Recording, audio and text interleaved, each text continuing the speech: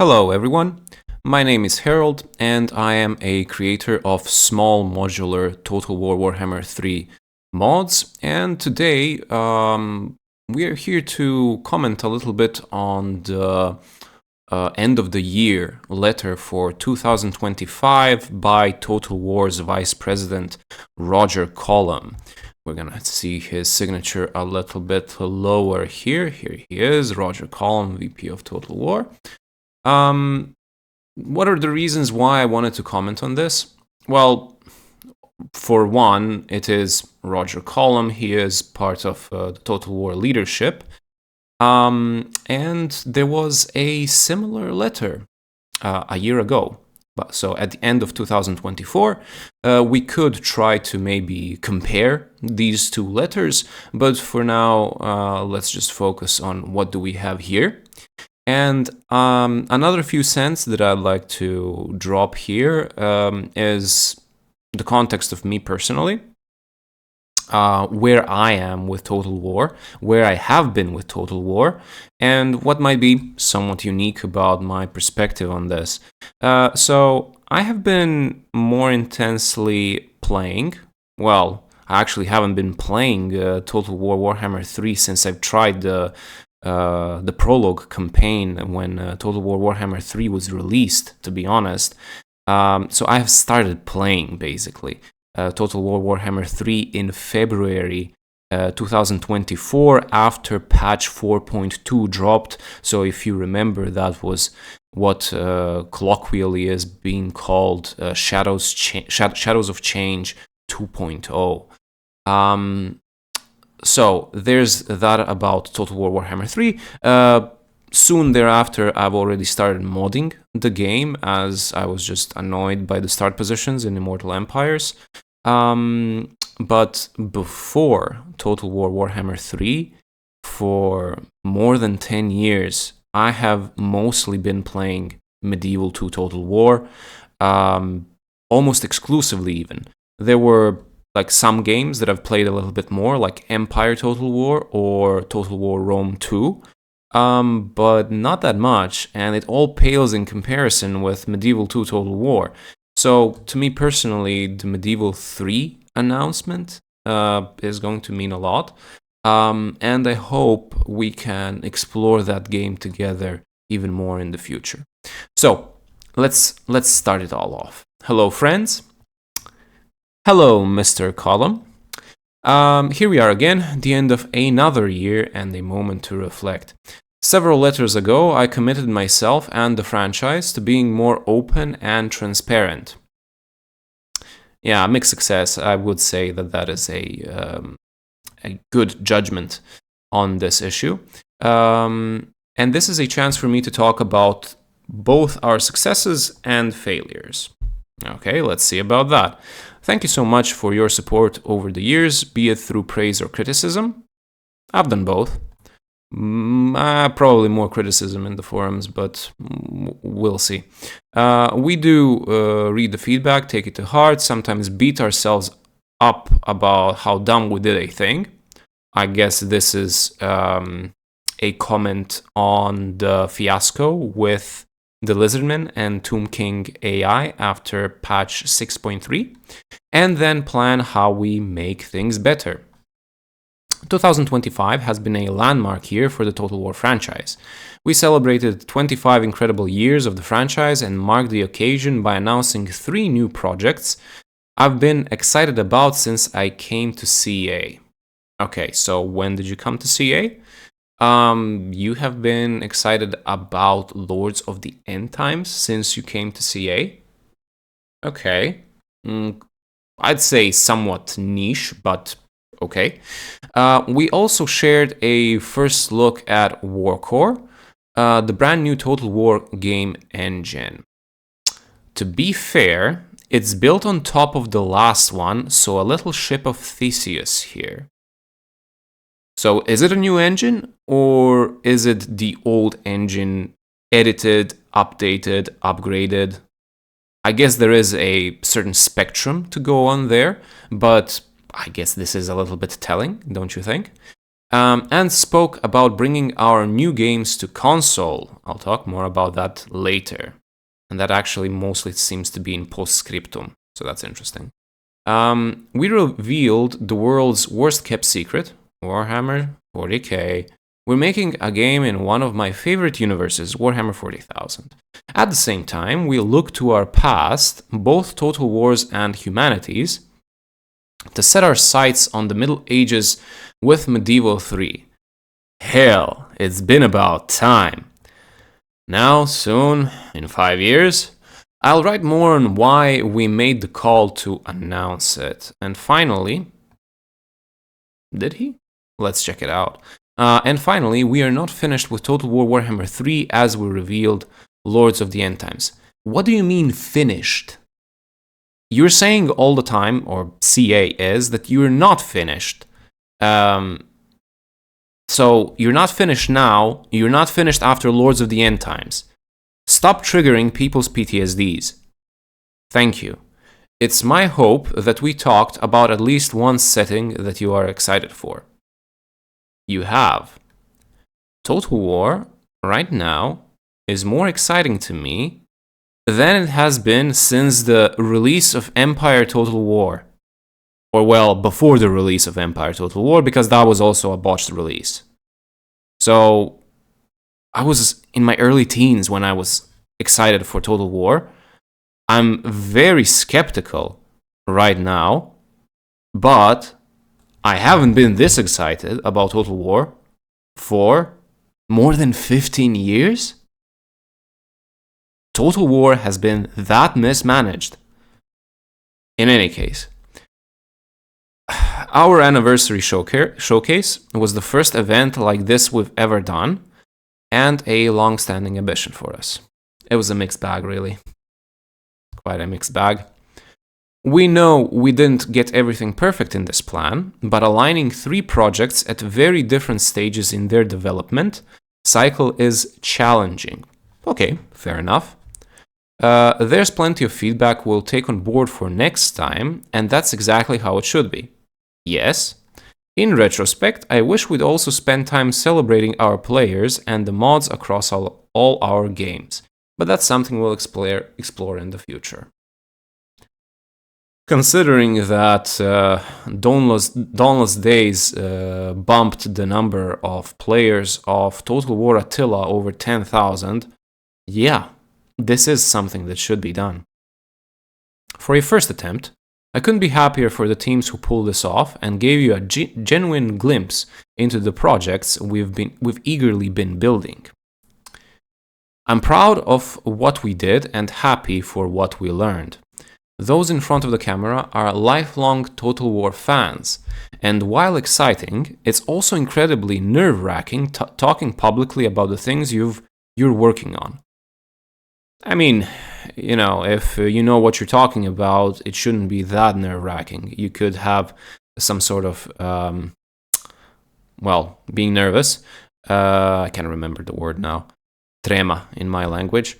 Before you start talking, but once you actually do start talking about something that you do know what you're talking about, you're not that nervous anymore, or you don't feel it at least that much as you're being filled with adrenaline. I'm hugely proud of them all. Okay, like the speaking itself, yes, it was good. It was enjoyable to watch the showcase as an entertainment form, let's say. The content of the showcase, that is something to be discussed. Should it be, should the 40k announcement be at the showcase itself, etc. It was an enormously complex orchestration of presenting the showcase internationally, launching a DLC, and releasing Immortal Empires to Warhammer 1 and 2 players. My impression is that they have put too many things at the same time. Tides of Torment did not receive its time under the light as it would if it was a separate release to the showcase. And of course, for the DLC to be able to cool off after some time after it, So it was countered by the Total War 40k announcement. So there really hasn't been that much talk about Tides of Torment, that much focus about it as maybe there would be if all of these things did not coincide, which makes me ask the question, was this supposed to make the launch of Tides of Torment land more easily? So exactly for the reason for people's focus not to be on the DLC, not to show its maybe flaws. Maybe they weren't sure about the DLC. My thoughts on the DLC are not full yet, as I haven't been playing it that much, so I can't say myself, but I'm just talking about what was the media strategy here. It is a little bit confusing. Why has everything been released at the same time? Okay, for a first attempt... Oh, sorry. Have we already been... Yes, I've already been reading this. Sorry. Over 500,000 people tuned in, and seeing that mix of familiar faces, players coming back after years away, and people discovering Total War for the very first time was awesome. It meant a lot to the team, and moments like that remind us why we choose to do this for a living. Fair enough. It's nice to see optimism, obviously, and there are things to be optimistic about, but also it should all be taken with quite a large grain of salt, as Total War has been in a weird spot, as I was saying, for basically 15 years, more than 15 years, if we're taking the launch of Total War Empire or Empire Total War into consideration. In the future, we want to deliver more of these moments. Could a Total War Con work? Would you come? I'm from Europe of second speed, or however would be the translation of what Emmanuel Macron was saying, so I probably wouldn't come for logistical reasons, so to say. But in any case, regardless, future events might not all look the same, but each will show what Total War is up across its many projects and where it's going. Okay, like to have a Total War showcase at the level of production which we've had now every year, I would say that would be quite cool, actually, yes. Total War Warhammer 40,000. Okay, so my personal perspective about the game. Before Total War Warhammer, I was not a fan of Warhammer. I became a fan of Warhammer. This is likely going to be the case here as well. Let's go. Total War is venturing to the far future. I'm a massive fan of the books and painting the minis. You are? Okay. I'm working on a flesh tier army, which is a pain because it's tricky to find the decals. I'm having to paint the spinny shoulder chapter badge badly by hand. Something that I notice as a sort of difference when comparing to previous letters is that Roger Collum in this letter is trying to be very friendly. It reminds me of that meme where an older guy comes in with a skateboard and a baseball hat backwards, and how do you do, fellow kids? This is how this feels. In any case, words don't do justice to how good it personally feels to finally lift the lid on our next game. It has been a privilege of a lifetime that we got the chance to reveal the trailer at the Game Awards with help from our friend and fellow Warhammer 40,000 enthusiast, David Harbour. Alright, cool. It should come as no surprise that the shape of the showcase was different before we got that opportunity, and frankly, the chance to show the hard work of the team on one of video games' largest stages is something I felt obligated to do. It was nerve-wracking, as Roger Collum used the word earlier in in the letter that we didn't see the new game at the showcase, and it was announced to be announced at the showcase, and then at the announced showcase, they announced the announcement on Game Awards. So, announcementception there. But from the perspective of Total War, I do understand, to be fair. What can you do if it is going to help Total War in the long term by expanding the community, etc.? I guess it is the right call. We need to be realistic of where it can be done. Okay. I was there. I watched it live, and I texted the team back home in the UK, Sofia. So many pictures, while many chose to watch along online at 3 a.m. British Standard Time. So did I.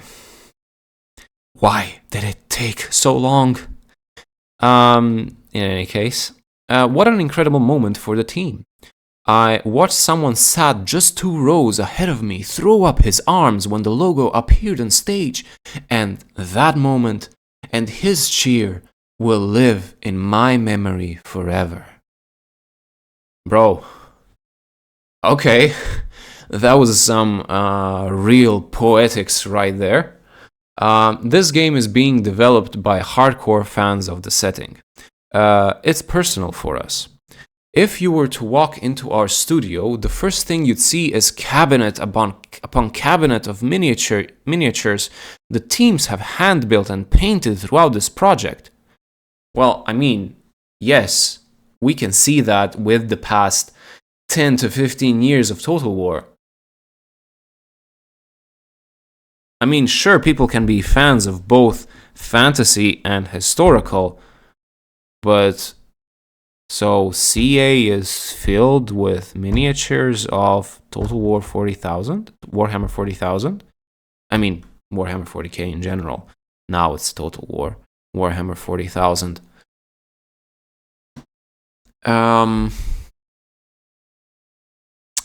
So, making a video game based in the grimdark future isn't just about transposing ideas, it's about truly immersing ourselves in the setting.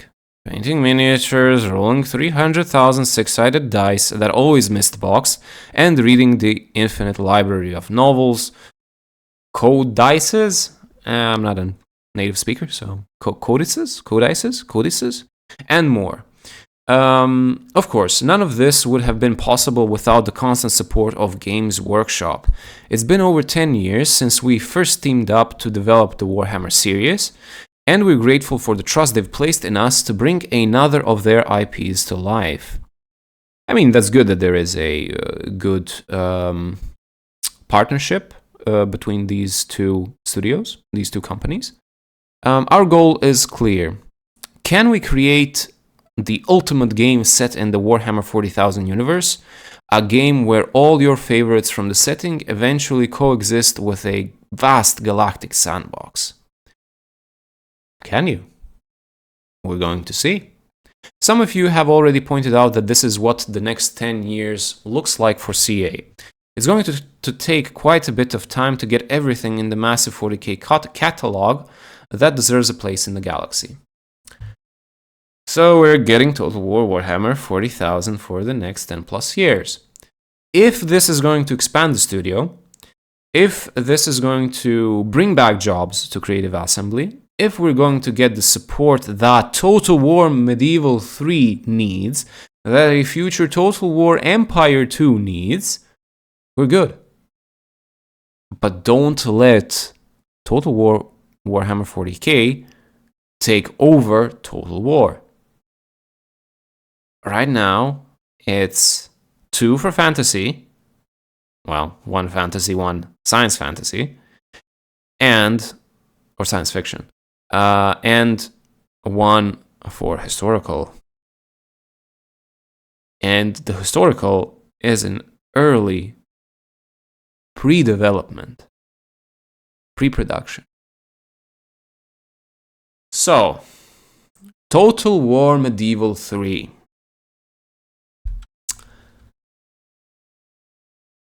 This is personal. This is personal. I've been playing Medieval 2 Total War for so long. Total War was probably the main influence which got me into studying geography and history.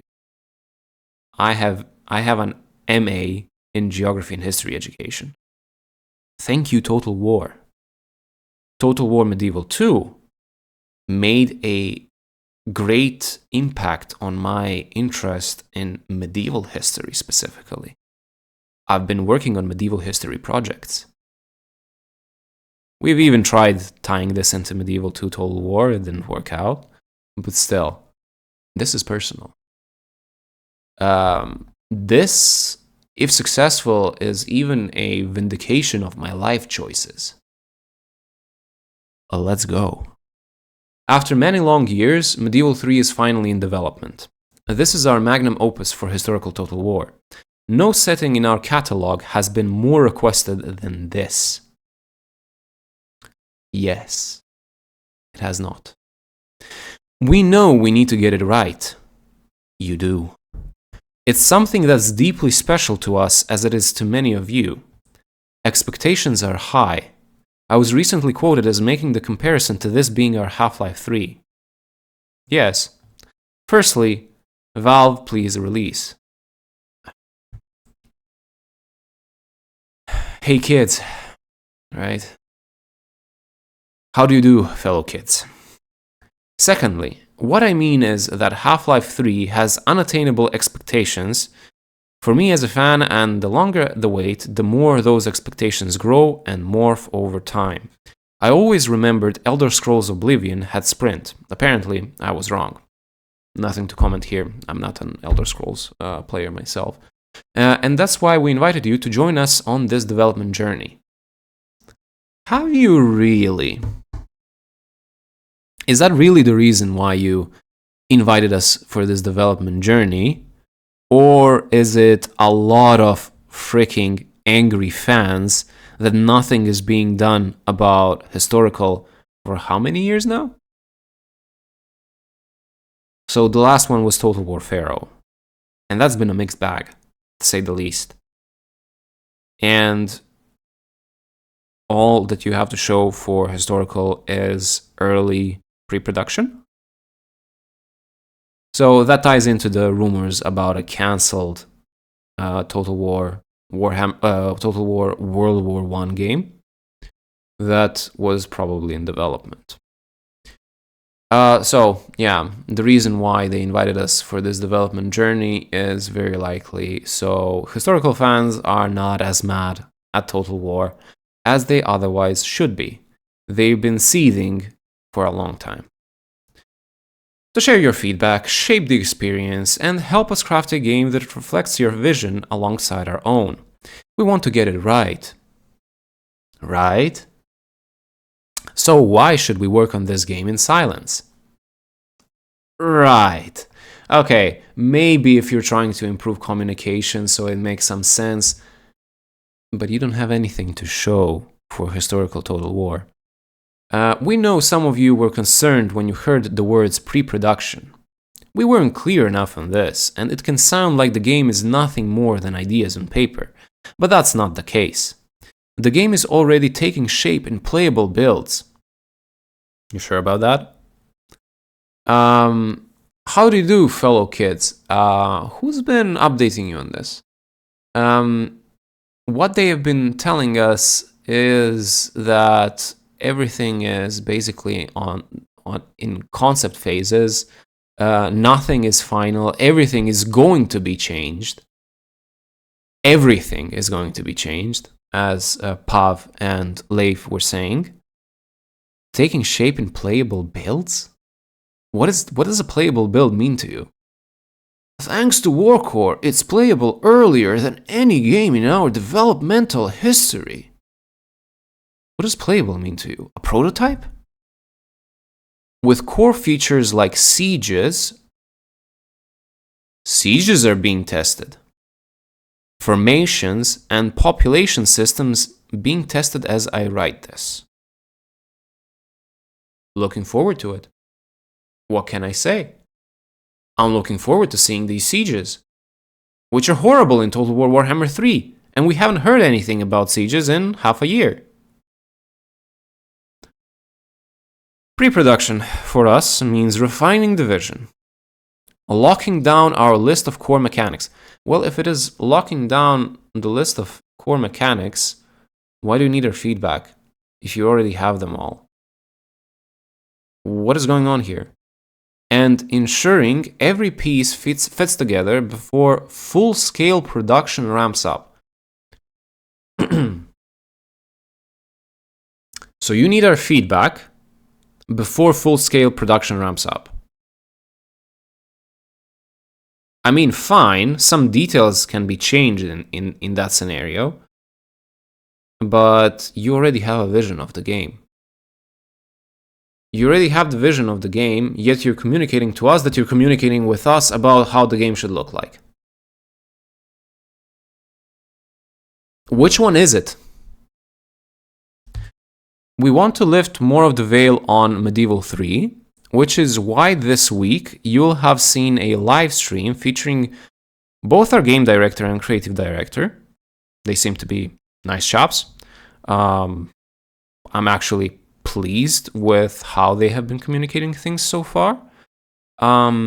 Just that this by Roger Collum just seems so weird. Showcasing Spain on the campaign map, or Iberia, as many of you rightly pointed out, right? These live streams, alongside blogs, will form the cornerstone of how we're going to share progress with you, giving real insight into what the team are working on and keeping you connected to the development journey. Alright, I guess at some point I will try to give some of my own feedback in the forums as well. Our goal is fluid and frequent communication with you all. Alright, let's see how that works out. A question many of you have asked is, why didn't you make this game sooner? It wasn't for a lack of trying. We've tried to do it many times. But then we've got the chance to earn some of that nice Chinese money and make Total War 3 Kingdoms. Or what, that isn't the case. It wasn't to expand into the Chinese market. It was because of engine limitations? Well, how could you make Total War Attila and Age of Charlemagne and not make Medieval 3? You could have made Medieval 3, and then with the new engine, could have already had Medieval 4, basically. We're in early pre-production. We're gonna wait for another 5 years. So it's going to be 2030, and Medieval 2 was in 2006. I mean, I'm already having age concerns. I'm 29. I was playing Medieval 2 when I was 10. In any case.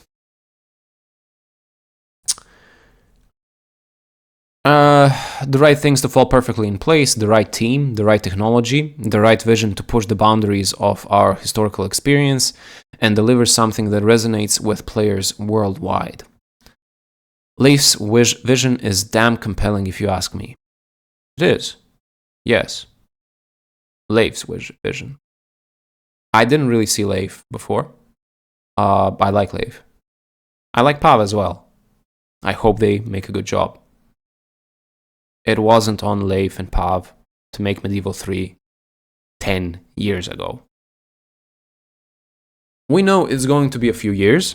I'm pretty sure we'll still beat Elder Scrolls 6 to market. Please, Bethesda, accept the challenge for all our sake. I need it. How do you do, fellow kids?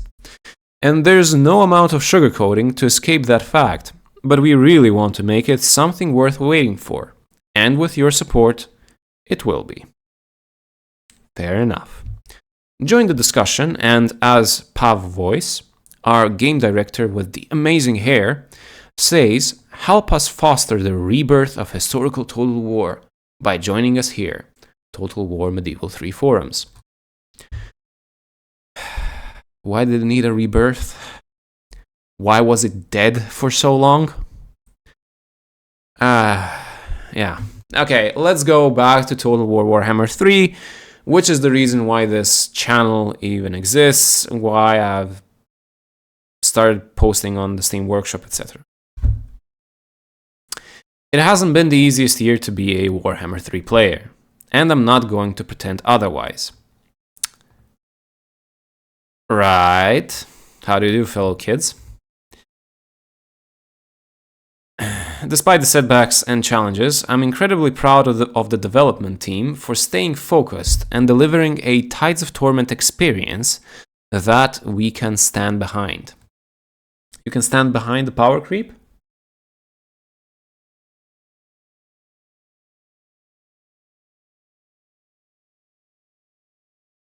You can stand behind the Sail the Faithless campaign?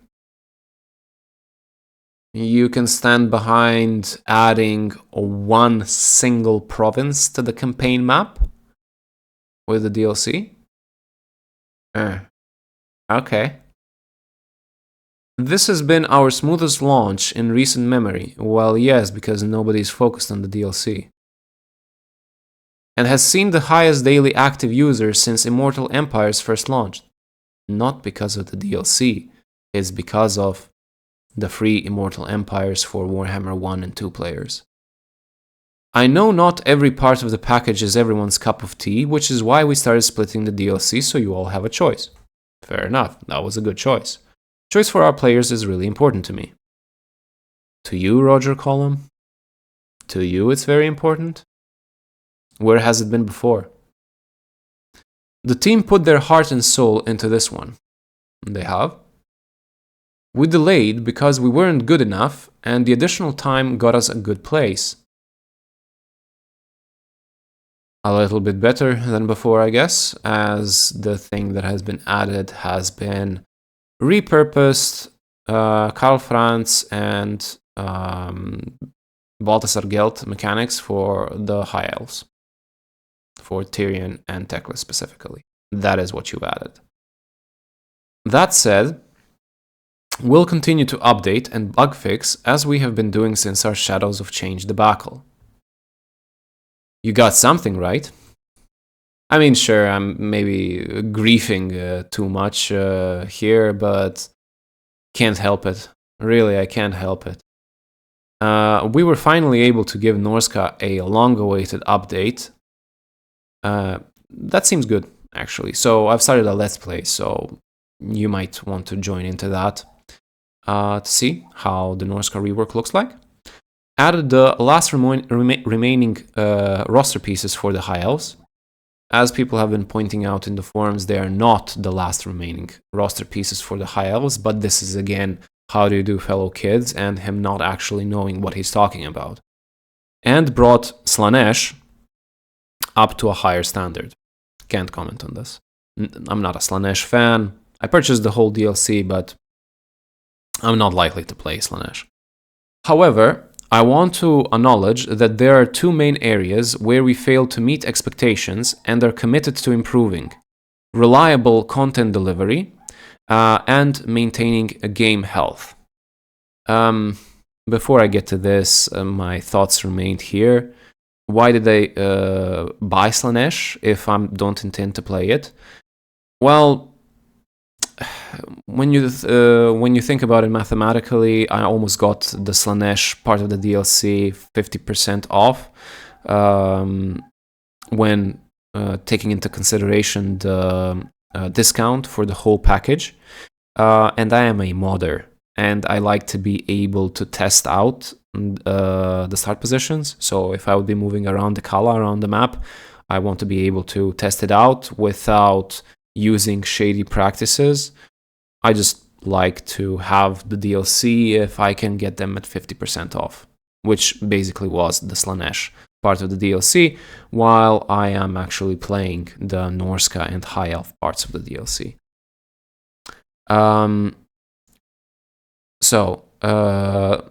Two main areas: failing to meet expectations. You have failed to meet expectations with Total War Warhammer 3 in 2025, and are committed to improving reliable content delivery. Fair enough. and maintaining game health. Yes, please. This is why I am looking forward to the Lords of the End Times DLC, because I'm hoping we're actually going to have a good end game. Usually I'm playing the campaigns for like 40 turns before I switch to another one. It's that bad. Our new engine is designed to help us solve this challenge with future games like Total War Warhammer 40k. But we're in a painted corner with Warhammer 3. Updating Warhammer 3 is hard, delicate work. You should think that almost 10 years into developing content for the series, things would become easier, but not with this version of the engine. Why is it in such a state? Why didn't you make it easier to edit it? To edit the game, or even have been editing the engine in the meantime? You said yourself earlier here that the new engine is not actually a new engine, basically. That it's an adaptation of the previous one, that it's an upgrade of the previous one. You could have done this. You could have done all of this before. In any case, adding more content and features is a combinatorial testing problem. This engine struggles under the weight of the sheer scale of Immortal Empires. I don't know, man. I think this isn't really the case here. I think we have the hardware necessary to run Immortal Empires, and we see that.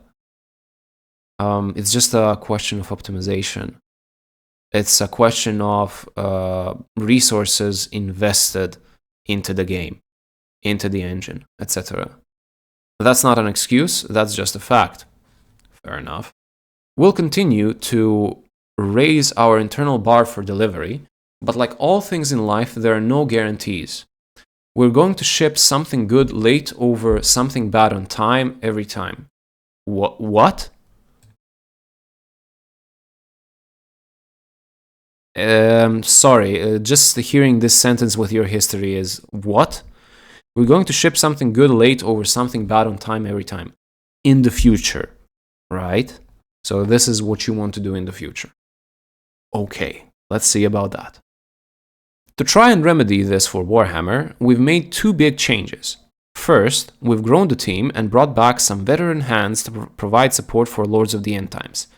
So what I suppose is that Total War Warhammer 40k is at a satisfactory level, that they started bringing people back on Lords of the End Times, or Warhammer 3 to be more exact in general, as we already know that, for example, Mitch Heasty has been brought back for Total War Warhammer 3.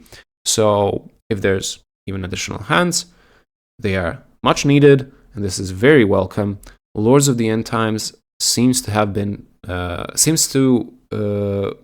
bring new features to the game in general, not just particular races, particular characters, particular units.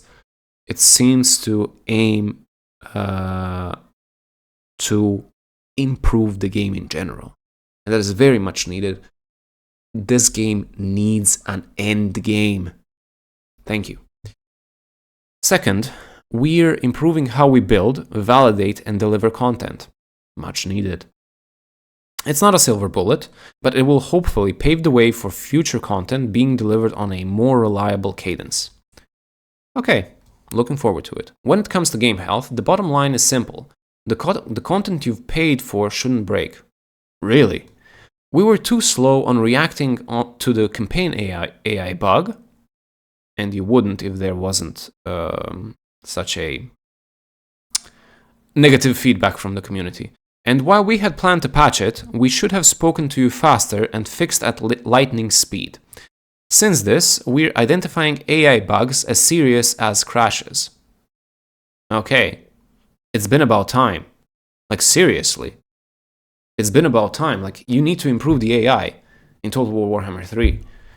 That means we treat them at the highest priority, take immediate action to resolve and communicate. We won't always get this right, but this provides us with a more robust approach to reacting. Some of you might have seen how quickly we fixed an AI issue right after launch. Sure. We'll strive to be that fast, and when we can't because of the complexity of an issue, we'll keep you regularly informed. This change is a franchise-wide mandate for all our future games. Sure, let's see about that. Until something else happens. In the meantime, we're keeping our eyes firmly focused on Tides of Torment and the wider game experience. We're listening, and please let us know if you experience major issues. Looking forward, we have some development changes to make you aware of. The first is that Neferata, Nagasha's Mortarch of Blood, will become our free legendary lord, coming alongside patch 8.0, aka the End Times update. I've been reading up the forums about this, and I agree with the forumites. I do think that Neferata should have come first. We don't need Monkey King, Li Dao, or whoever before Neferata. Cathay can wait. Vampire counts needed help. They needed their time under the sun. They did not need to melt in together with 4 different races. This spot should have been Neferata. That is my humble opinion. We had originally planned for her to be the first character in our new smaller content packs, which we're naming character packs. Okay, interesting. But after some lengthy consideration, it just makes thematic sense. Sure. That she and a Vampire Counts update arrive alongside the Great Necromancer. Thematic sense, yes. Otherwise, doesn't make sense? I don't think so. So, who's going to take her place for our first character pack? We're always keen to explore more of the unknown in the Warhammer world that was, so we're venturing back to Grand Cathay with a thematic twist with a fearsome DLC that will come roaring in to claw back the space left by Neferata, plus an assortment of lore-inspired content. Roaring in to claw back. Tigerman? Is it going to include Monkey King? Cathay. Okay. If that... we needed that before Neferata. Alright then. What's also different about this pack is that it's smaller than our normal single pack. And then details about the size of the single pack. It's probably going to be less content and less of a price. Side quests, approach to blood packs would change. Okay, we know about that. The Total War launcher would be removed. Has it been removed yet? I don't think so. I don't know because I'm not even using it because I'm launching Total War Warhammer 3 through Prop Joe's mod manager, so I don't even know. Factions will no longer be a pre-order bonus. Fair. Shadows of Change would offer individual purchase options alongside race updates. Sure, and it did. Good. Historical Restoration. Looking forward, our side quest for 2026 is the beginning of a more ambitious one. Our new titles are very much the focus of our attention, but where we can, we want to go back to some of our legacy titles and give them some much needed quality of life updates. These will vary in size and scope depending on the title. Some might focus on bug fixing to make the player experience smoother, while others might see more robust improvements to features like game mechanics. I have no idea what is going on here, what exactly they're planning to do. This is kind of out of nowhere. They shelved Three Kingdoms. Now they're talking about historical restoration. What are they going to restore? Just what is going on here? I have no idea. I have no idea. We can just we need to see. With what people are they doing this? They have 3 titles that they are actively working on. They're talking about historical restoration. They had layoffs. They want to work on Total War 40k for 10 years. With what people do they aim to do all of this?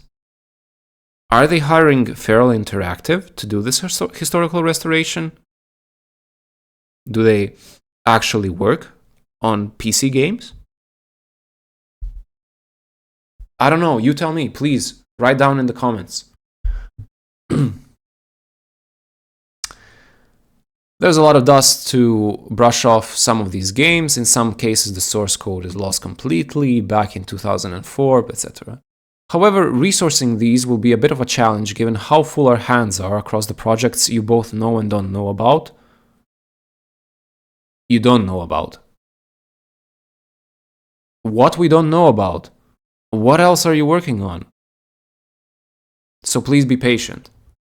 Ultimately, myself and the team want to ensure our games, whether they're old or new, function as intended with modern hardware. I'll be happy if we can get to one of our older games in 2026. In industry jargon, this is a stretch goal. I have no idea. Contact me. He's giving out his own email address. I'm not sure what's the point of this. Like, he's trying to save face. He's trying to be, how do you do, fellow kids? I can't promise I will respond to most of the bucket loads of mails I'm sure to get. I can promise I'll read them. This was probably part of some marketing that someone from the marketing team thought this would be a good idea, so that people don't hate the Total War leadership as much. So here we are. You can contact us. Okay.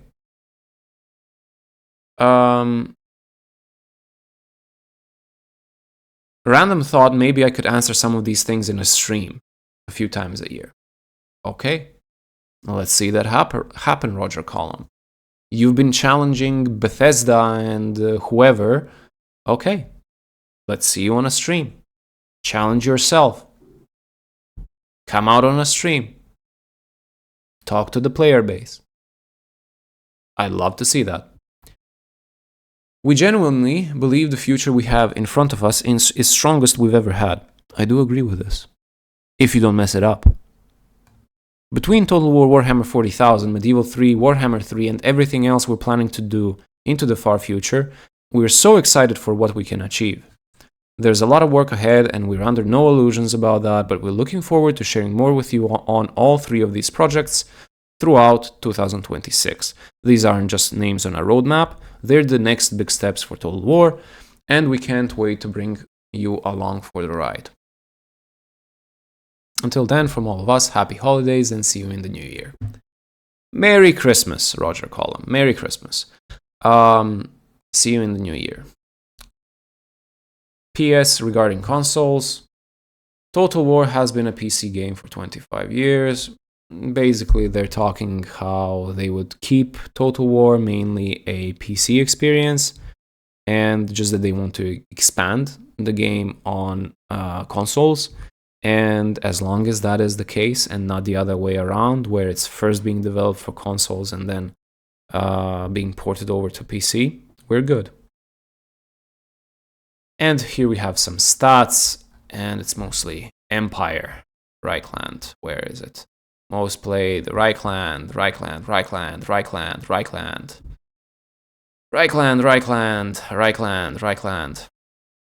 That's it.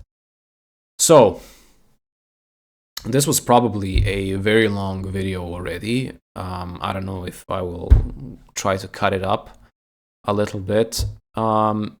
But the overall thoughts. Don't mess it up. We want good games. We want historical Total War. And expanding the franchise into fantasy and sci-fi with Warhammer. Looking forward to it. But we want to see Medieval 3. And we want to see it done well. That will be all. Thank you all for listening. If you've enjoyed me rambling about the state of Total War, please consider subscribing to the channel and checking out my other videos. Also, don't forget to follow me on the Steam Workshop, Facebook and X, and consider joining my Discord server. You can check out all of the things that I've been working on also on my own website, carolsjournal.com. Thank you very much all for watching, and see you next time. Goodbye.